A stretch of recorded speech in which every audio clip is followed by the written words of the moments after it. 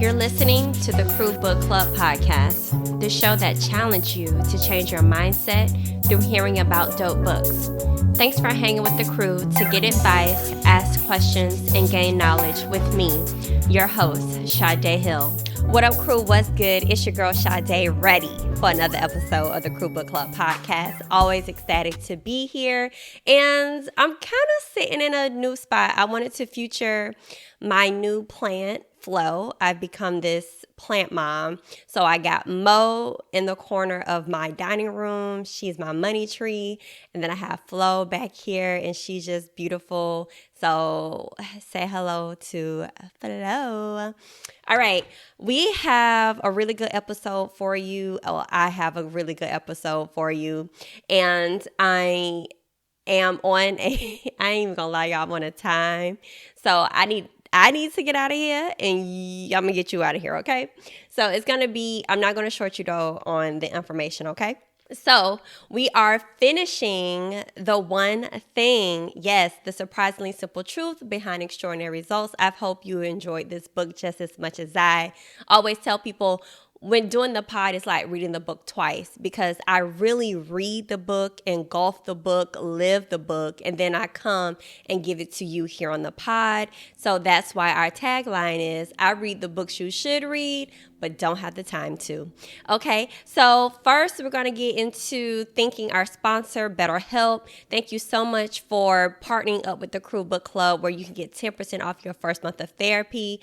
I just shared the link the other day with a friend of mine, not just for convenience, but the opportunity to have a plethora of therapists, not just local, but nationally. So definitely get outside of your local city if you can't find a therapist, and get onto betterhelp.com. That's betterhelp.com/crewlove. The link is in the show notes as well. And if you can't find it, you can always DM your girl on our Instagram, or find us on TikTok as well. All right, so you already know, before we get into all the way into the episode, before we get our food of knowledge, we have to start off with like our grace, which is who gonna check me, boo? God is, and he is always checking us because we deserve a good chizek. And I've been holding the book the whole time while on video. If you want to catch the video content, podcasters, and you are YouTube watchers, go to our At the Crew Book Club on YouTube, and you will catch the clips and full unedited episodes. Okay, don't come over here laughing at me. No, I'm joking. You're not laughing at me. You're laughing with me. All right. I just wanted to be always authentic and as vulnerable as possible through video, because listening to it on the pod can be like, I can't visualize what she's saying, or the pauses, because I be making some faces. Okay. So who gonna check me, boo? God is. He is always checking us, and we deserve a good check. And it comes from the Whisper of Hope 366 Devotions, March 1st, James 1, scripture, James chapter 1, verse 5. And the scripture was, if you need wisdom, ask our generous God, and he will give it to you. He will not rebuke you for asking. I want to thank God right now for being so generous, for his grace, his mercy, always providing my needs and taking care of my mind, body, and soul. And one of the things, it's like there were so many different ways to look at wisdom, and they took the approach of explaining it from protecting others. So listen to this. It says, the Lord expects you to honor, serve, and respect fellow believers and all other people, not just not just the ones you like, all other people. Don't summarily believe proven stories or general perceptions about them. What does faith help if you play along with the rest of the world's game of gossip, suspicion, spreading, and backstabbing others? Don't live with a critical heart. It will make you spiritually sick. That's why I do not watch the news. I don't even follow certain people on social media, because I don't need to be sickened with the mess. Okay? Rather become thinking, and it says, rather become a thinking, careful believer that lives with God's wisdom. Ask the Lord to give you some of his wisdom today, but then we should accept and embrace it without doubting God's readiness to give. Pray for the heavenly wisdom that will help you discover the difference between duty and love. Pray for a society that's love-driven instead of duty-driven. And so we live in a world where people want to be right. People want to have power. And as a believer, and if we really want to walk in that thing, we have to look at everybody as God's child. Okay? And we have to go to him on how we need to interact and deal with his children. Okay? And so I just want you to look not just from the need of wisdom on how you and I can be successful, but being successful includes how we handle people. It goes back to our previous Who Gon Check Me Boo about serving others. Okay? And the way to serve is giving and protecting them. Okay?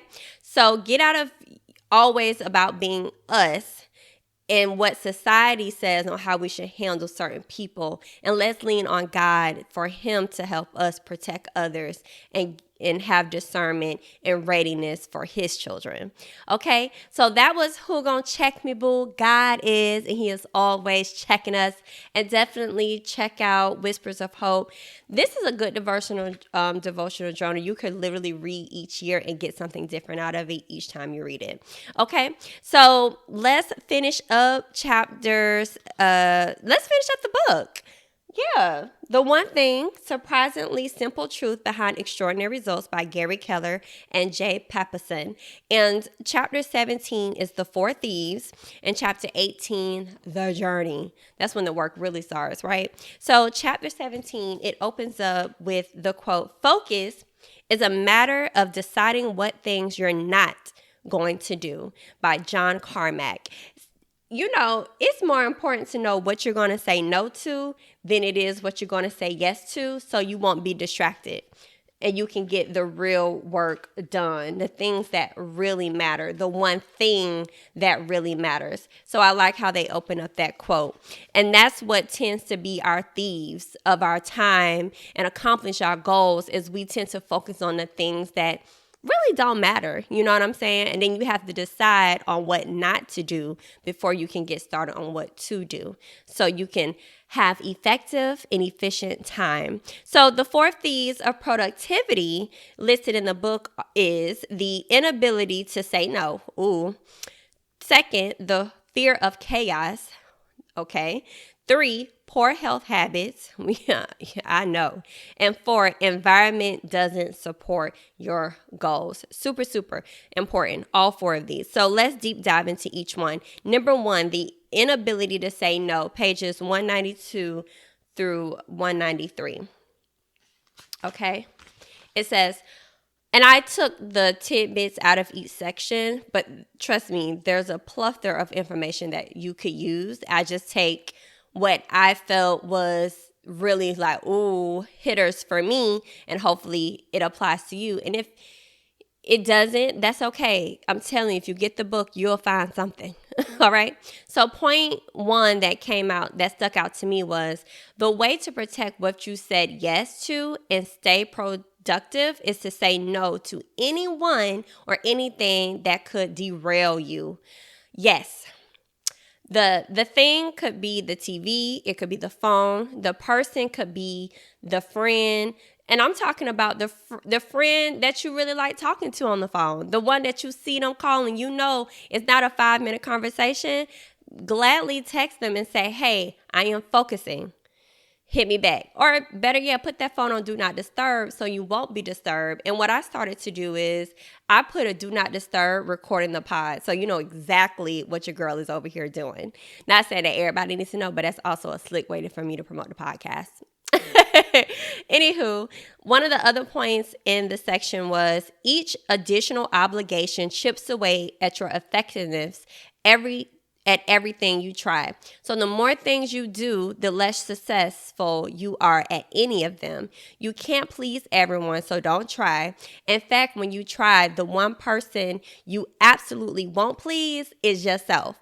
What is my quote on the back of my bookmark? make the best decisions for you because no one else will, yes, you have to do that because everyone you can't please. And I know in the Who Gon Check Me Boo, we talking about not putting ourselves first. This context of putting yourself first is making sure that you're not pleasing yourself to fulfill your goals. Okay? And the thing was, the additional obligation chips away at your effectiveness of everything you try. So focus on what's doing, like the book says, the right thing instead of everything. Okay? All right. The other point that stood out to me was what on page 193, the master marketer Seth Godin says, you can say no with respect. You can say no promptly, and you can say no with a lead to someone who might say yes. So no is a good thing because no is a complete sentence. It allows you to be effective and not waste your time on things that shouldn't be done. It's okay to say no immediately if you know your spirit not gonna match up with it promptly. If you can't do anything, don't avoid people. Just communicate and be honest and say no. I can't stand someone who know they can't do anything but don't communicate. It's the most vexing thing. And in business, if you're trying to elevate, you cannot operate that way. Just keep it honest with people. And if it's no, I would rather you say no to me than to say yes and do it with regret, or say no to, or have the wanting to say no, but don't say no and have me over here like, okay, what the heck is going on? Well, not me, because I'll move on. I don't care, y'all. All right. And then the no's will lead to the right yes. So remember that saying by Seth Godin, you can say no with respect, you can say no promptly, and you can say no with a lead to someone who might say yes. All right. So those were the ones that stood out to me in the section, the inability to say no, which is a thief of ours. Don't be so obligated to say yes. Be more obligated to say no. All right. Second, the fear of chaos. Y'all, this right here really checked me too, because I have this thing where everything needs to be in the right place before I can do anything. And this really got me. This is a thief. It's a thief of time too. Messes, page 195, it says, messes are inevitable. When you focus on just one thing while you whittle away on your most important work, the world doesn't sit and wait. It stays on fast forward, and things just rack up and stack up while you bear down on a singular priority. This is laundry for me. And I outsource laundry, but when I cannot outsource it or don't have time to drop it off and I'm looking at it, staring at me, I have to figure out, okay, do I just take the stuff out that I need to wash and focus on that? Because I don't want to be consumed doing this thing when I could be doing my most important thing. And that also goes back to time blocking on how much you spend on those things. And it also made me think I know as women, a lot of us struggle with laundry because typically we're responsible for it. I realized, okay, it's okay, babe, to take out what you need and just wash that. Everything don't need to be washed on Sunday or Saturday. Everything don't need to be put away on Saturday and Sunday. It is okay. It's your house. You pay for it. Take your time to do what is best for your mental, okay? The fear of chaos does not exist. It is a lie. It is a thief of time. It is a thief of our productivity, okay? On page 196, when it comes to the fear of chaos, it says, focusing on one thing has a guaranteed consequence. Other things don't get done. Although that's exactly the point, it doesn't automatically make us feel better about it. Yes, it's a thief and it's okay. And it says when this happens, when you give in to the pressure of any chaos being left unattended, it can be a total thief, but not when it comes to productivity. It's okay to let the dishes go. It's okay to not sweep the floor at this appointed time. When you're trying to be productive and build your business, it is okay. It says here, the truth is, it's a package deal. When you strive for greatness, chaos is guaranteed to show up. It's important for you to accept this instead of fighting it. Get used to it and get over it. Woo, woo. This came for me. I took this class, Bowls for Real Estate, last year, and one of my challenges one week was to leave the laundry alone. Because I was a person, sometimes I would want to stay up late just to get it done. And if you go upstairs right now to my room, it's laundry. It's stuff that needs to be put away. And at first, I would be like, okay, I got to do it before we leave. Now I just be like, it'll be all right. Because I'm being productive in other ways. It's more of a priority to spend time with my family or to even take a nap to be well and alert than putting them clothes away. Okay?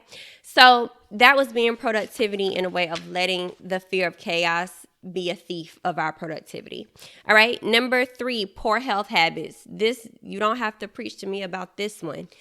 I already know. So maybe this will help you. Yeah. So it says on page 198, if you don't take care of your body, where will you live? Listen to that. If you don't take care of your body, where will you live? Okay. Personal energy mismanagement is a silent thief of productivity. When we keep borrowing against our future by poorly protecting our energy, there is a predictable outcome of either slowing, running out of gas, or prematurely crashing and burning. We see it all the time with our politicians, with the famous people that we know, where it's like, go, go, go, go, go. These people are not taking care of themselves. And I'm not just talking about physically, I'm talking about mentally. And even there's a direct connection to how you eat and how your body functions and how your mind functions. So your health is super important. And it says here on page 199, so what can you do? Begin early with meditation and prayer for spiritual energy. Starting the day by connecting with your higher purpose aligns with your thoughts and actions with a larger story. Okay, and when you're fueled up after breakfast, head to your exercise spot. See, I do it opposite. I work out first, then I eat. But anywho, head to your exercise spot to relieve stress and strengthen your body. The point is, exercising helps relieve stress and it strengthens your body, which all in all, it says here, conditioning gives you maximum capacity, which is critical for maximum productivity. You cannot be functioning. You can. Now, is it effective and efficient to be producing when your body is not in tip-top shape? No. So imagine if your body was in tip-top shape and productive. You'll be out here killing it, okay? Killing it. So let's reconsider how we look at our health habits, and let's not look at as it not being productive. It's one of the most productive things you can do for your body to be productive in your business, okay? It will translate beautifully, all right? And one of the 5 things they have in here of a highly productive person's daily energy plan is 1, meditate and pray for spiritual energy. 2, eat right, exercise, and sleep sufficiently for physical energy. 3, hug, kiss, and laugh with loved ones for emotional energy. 4, set goals, plan a calendar of mental energy. 5, time block your one thing for business energy. Nowhere in here it said laundry, dishes, clean your floors, wash your cars. It didn't say none of that, okay? Those are the things of a highly productive person daily energy plan. All right?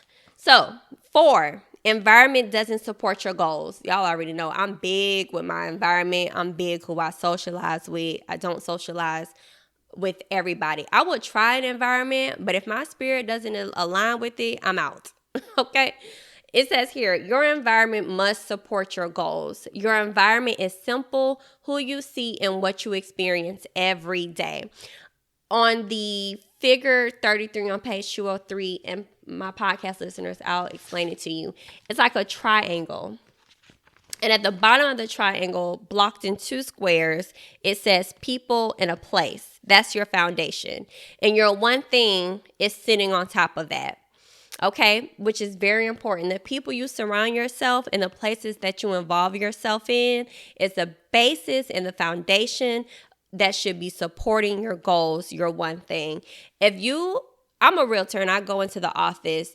Sometimes I go into the office and I sit with everybody at a table, and sometimes I have to go into a private conference room so I can really focus on my one thing to get things done, because that silent environment is what's going to support it. But also going into the office when I see other agents that are there, we can talk and work through the struggles. Instead of focusing on the struggles, we focus on solutions instead of being alone, deep diving into feelings and being around people that's going to help pull you out and support you and give you resources. Okay? So be mindful of the people and the places that you surround yourself with. They should be supporting your goals. On 203, it says, ultimately, being with success-minded people creates what researchers call a positive spiral of success, where they lift you up and send you on your way. And that's what should happen in every environment you in. Now, if you get into an environment in it and you walk away depleted, you need to reevaluate that environment. Okay? 204 on page 204, it says, in time you begin to think, act, and even look a little like those you hang out with. Hanging out with people who seek success will strengthen your motivation and positively push your performance. The wrong people in your environment can most certainly dissuade, deter, and distract you from the productivity course you've set out on. But the opposite is also true. No one succeeds alone and no one fails alone. Pay attention to the people around you. Seek out those who will support your goals and show the door to anyone who won't. Don't let the door hit you where the good Lord split you. Okay. All right. So those were your 4 thieves, chapter 17, inability to say no, fear of chaos, poor health habits, and environment doesn't support your goals. Woo, that was so good. Let's get into chapter 18, the journey. Okay.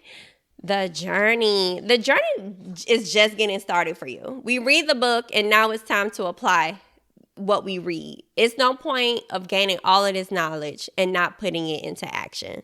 All right. The journey on page 208, the opening quote says, to get through the hardest journey, you need to take only one step at a time, but you must keep stepping. Okay. We got to keep stepping. All right.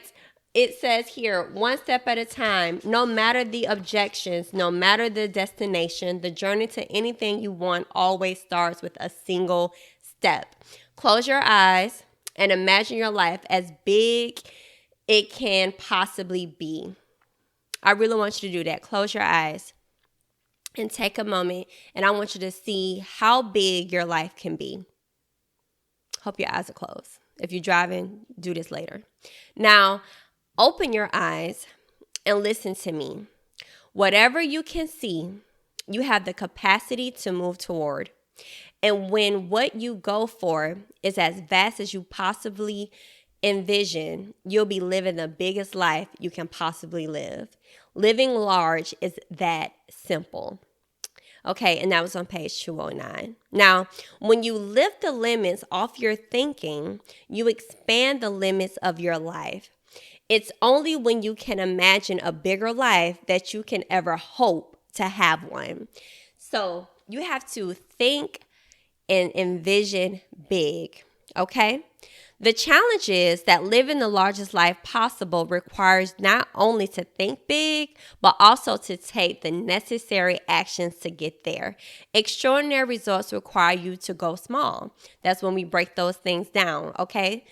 No matter how big you think, when you know where you're going and work backwards to what you need to do to get there, you'll always discover it begins with going small. Everybody, some of the biggest people, I cannot think of that man's name right now, the owner of Tesla. He didn't start at Tesla. He started at the bottom and he worked his way up. You know what I'm saying? But he was putting in the work. Okay. Oprah, look where she started. You know what I'm saying? We all start somewhere. And I'm going to even say Cardi. That girl started stripping in New York and look at her now. Like, no matter what industry you go to or in, these people started from somewhere. Some of the most influential people started from the bottom. It's very rare you see a lot of generational success stories now because, they don't have the privilege of the struggle, because there's privilege and struggle that is going to catapult you to the next level. Okay. It's just choosing how you pursue, how you take in your struggles. You heard about the story about the sons who was raised by the drunk dad. One used it as a way of knowing what not to be, and the other one went the other direction. We all have a choice to choose. Okay. All right. So getting into chapter 18 as well. And I love this quote that they have by Mark Twain. It says, 20 years from now, you will be more disappointed by the things that you didn't do than by the ones you did. So throw off the bow line, sail away from the safe harbor, catch the trade winds in the sails, explore, dream, and discover. Okay. A lot of times we put ourselves in this box where we get too old and we feel like we don't need to explore anymore. Oh, this is what it is. Da da da da da. No, there's a big world out there, and if you're thinking it, honey, you can do it. Explore it, dream it, and discover it. Okay. Do not limit yourself. On page 216, like the only person on earth that can give you a life worth living is you. Nobody else. No matter what situation you are in, you have to take sole responsibility of you. Okay? And I want you to remember that every time you start complaining about your life, no, complain to yourself. And I did a quote about that earlier this week. I said, instead of complaining about your life to other people, complain to yourself so much, to your inner self, that you decide to change. Okay? On page 216, they ended the chapter like this. Put yourself together. Your world falls into place when you bring purpose to your life, not nobody else. Okay? Know your priorities. No one knows your priorities but you. And achieve high productivity on the priority that matters most every day. Your life makes sense and the extraordinary becomes possible. All success in life starts within you. Okay? You know what to do. You know how to do it. Your next step is simple. You are the first domino. Nobody else. You have no excuses. You are in the position you are in because at one point, that's what you chose. And point blank, period. All right? That was our book. The extraordinary results. The one thing, the surprisingly simple truth behind extraordinary results. Okay? You are the one thing that's going to make your life extraordinary. Point blank, period. Okay? All right. Challenge of the week is to survey your choices, which was inspired on page 210 of the book. Okay? It says, you must survey your choices, narrow your options, line up your priorities, and do what matters most. You must go small, and you must find your one thing. So this week, I want you to narrow your choices. I want you to narrow them down. I want you to write them all down on a piece of paper, okay? For the person who's not satisfied with their life right now, I want you to write down all your choices you made in the past 2 years, okay? And see where you need to shift. Whatever choices you were making then to get you where you are today, I want you to do the opposite, okay? For the person you are where you want to be, I want you to write out the choices you need to take to elevate to the next level, okay? For both of you, put this list where it is visible. I like putting things in my phone notes or on a piece of paper in my office since I'm there every day in that space. It's visible. That way, on those days you don't know what to do, you have a guide. So for the person, you like, man, I don't like where I'm at right now. Okay, so do those things, and I want you to really deep dive into that and take this very, very serious because this is going to change your life. All right, now what would the crew do? Yes, I want you to email the crew at thecrewbookclub@gmail.com or DM on IG at the Crew Book Club and ask your advice. This one was DM'd to me and said, I need help, girl. I have attempted 75 hard several times since I saw your post on your Instagram page. I keep failing. I have no kids or a husband. It is just me, and I don't know how you did it. Any advice on how to complete this? Woo, woo. Oh my goodness, this is so good. So let me tell you one thing. You have to keep going. That's it. That's the best thing I can tell you. You have to keep going until you get to the point where you're sick and tired of losing. That's when you're gonna complete it. I told y'all when I decided to do it, I had got so sick and tired of being sick and tired that I needed something to challenge me. I needed something that was going to complete for me to complete. And remember, I talked about focusing on you. This challenge is allowing you to focus on you. And I'm pretty sure, do the challenge of the week. When you look back on why you keep failing, I want you to evaluate your time management and what choices are you choosing to do before completing your 75 hard task. And are you properly prioritizing? Maybe 75 hard is your one thing. Because what I realized for me, I needed to do 75 hard before I did anything else because I needed to show I can be disciplined to myself. And the moment that you can be disciplined to yourself, then you can be disciplined to other things. Okay? So do that. That would be my advice, right? Do the challenge of the week with 75 hard and allow 75 hard to be your one thing for the next 75 days that you focus on every day before anything else. And I know you're probably thinking, whether you're an entrepreneur, I'm not sure or not, well, I got a business I got to run. Okay, cool. Do that. But make sure 75 hard is the priority. All right. So that was the What Would the Crew Do segment of the show. If you can ask me anything or need advice, please email at thecrewbookclub@gmail.com or simply DM on IG, The Crew Book Club. Okay, so we can't end the episode without a quote of the week. The quote of the week comes from Herbert Bayard. It says, "I cannot give you the formula for success, but I can give you the formula for failure, which is trying to please everybody." All right, crew. Before you go out and please others, let us please ourselves by making the best choices to be accountable for the work we need to do within. Thanks for hanging with the Crew Book Club podcast. I will see you right here next week, Monday, for another episode. Hey! Want to be a part of the crew? Hit that follow button so you'll never miss an episode. And while you're at it, I would appreciate you showing crew love by rating the show on iTunes and Spotify. Don't keep all this goodness to yourself. Share and tell a friend so your whole crew can be growing with you. Let me be the first to tell you, welcome to the crew.